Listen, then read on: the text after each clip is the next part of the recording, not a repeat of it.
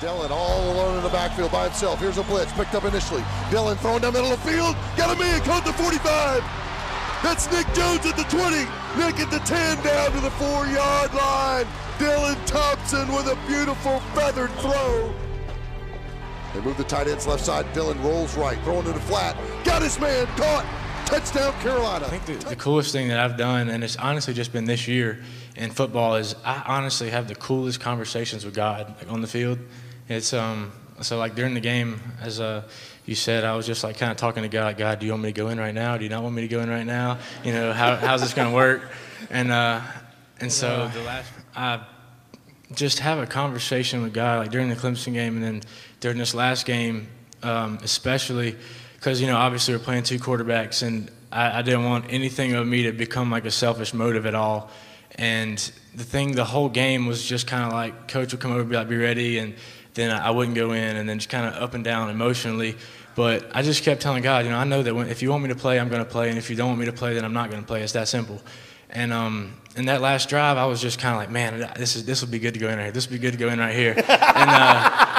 And so I just kept like kind of pacing up and down the sidelines, and so finally it was like I look out there and I'm like, oh no, Connor's down. But then it's like God was like, all right, you got what you wish for. Go have fun. And so I mean, I guess that's how it worked out.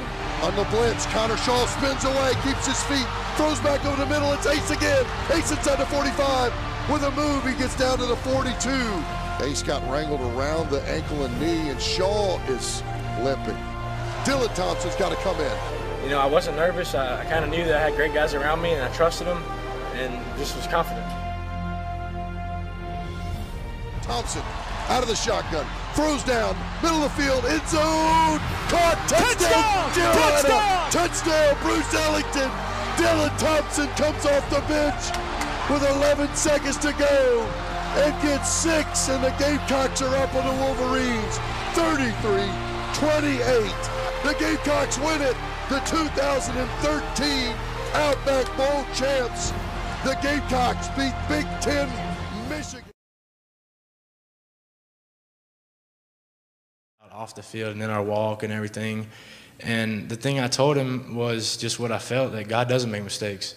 That if he wants you to be playing football in the NFL, then you're going to play football in the NFL. If he wants you to be a pastor or an evangelist or whatever he wants you to be, that's what you're going to be if you're just willing to let him do it, but to eventually turn to it, looking back at it. But still through high school, I would have never characterized myself as chasing after God.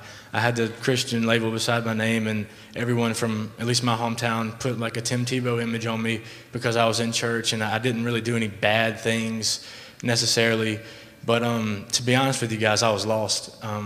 I would go to church, I'd go to a random conference, I'd go to hear someone preach, I'd tweet, I'd put a Facebook post up, and at the end of the day, I bet I read the Bible 10 times on my own, you know, from my high school career. And I got to college, and that's where all I cared about was me. And that night, I was in my dorm room, you know, Adrian Dupre. I called him, called my pastor, Hank Williams, great name, by the way. And I called Hank, and I just told him straight up what I was doing, and that I was a messed up guy that needed Jesus to change me. And that night, it was April of 2011, that I fully surrendered my life to Christ, and I think that's worth clapping for, because it's way more important.